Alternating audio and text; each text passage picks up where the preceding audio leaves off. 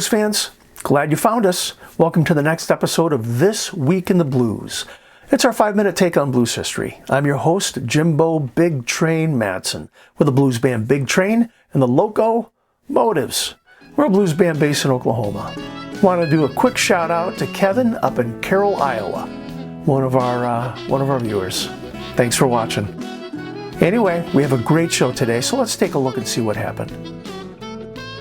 Blues guitarist Theodore Ted Bogan was born on May 10th, 1909 in Spartanburg, South Carolina. His career spanned over 50 years, and during that time developed a finger-picking guitar style that was much admired. He played in various string bands for most of his career, including Martin, Bogan, and Armstrong. Kansas Joe McCoy was born May 11th, 1905 in Raymond, Mississippi. McCoy was drawn to Memphis, Tennessee, where he played guitar and sang during the 1920s. There he met and teamed up with his future wife, Lizzie Douglas, a blues guitarist better known as Memphis Minnie. Their 1930 recording of the song Bumblebee for Columbia Records was a hit. In 1930, the couple moved to Chicago, where they were an important part of the burgeoning blues scene there. On May 12th, in 1952, blues harmonica virtuoso Little Walter recorded Juke. The track was the groundbreaking instrumental that established Little Walter Jacobs as a national recording star and brought unprecedented prominence to the harmonica as a prime instrument in the blues.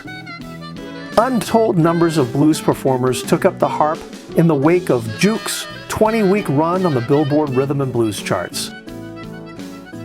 L.C. Good Rockin' Robinson was born May 13, 1915 in Brenham, Texas. He was a highly versatile blues musician, mastering both guitar and fiddle. Influenced by regional bottleneck styles and later by Western swing through Leon McAuliffe, he incorporated steel guitar ideas into his playing. He mentored Don Sugarcane Harris and performed with his brother A.C. Robinson on the West Coast.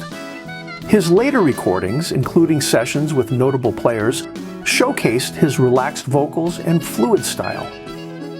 Robinson died June 6, 1976, in Berkeley, California, after a heart attack.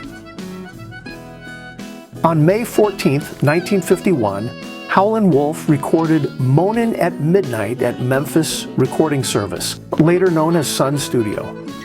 With eerie guitar from Willie Johnson and a slow, hypnotic groove, the track leaned on mood over structure. Released by Chess Records, it helped introduce Wolf nationally.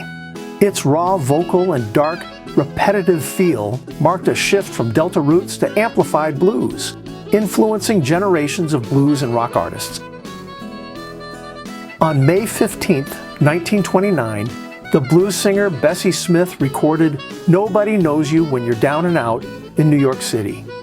It became one of her biggest hits and is the song that most people associate with Bessie Smith. When Smith's record was released on September 13, 1929, a Friday, the lyrics turned out to be oddly prophetic. The New York stock market had reached an all-time high less than 2 weeks earlier, only to go into its biggest decline 2 weeks later in the Wall Street crash of 1929, which signaled the beginning of the 10-year Great Depression. Blues harp player and singer Big George Brock was born May 16, 1932 in Grenada, Mississippi. By the time he was 8, he was working as a sharecropper picking cotton. Brock was surrounded by blues music, and his father taught him and his brothers how to play harmonica as a child.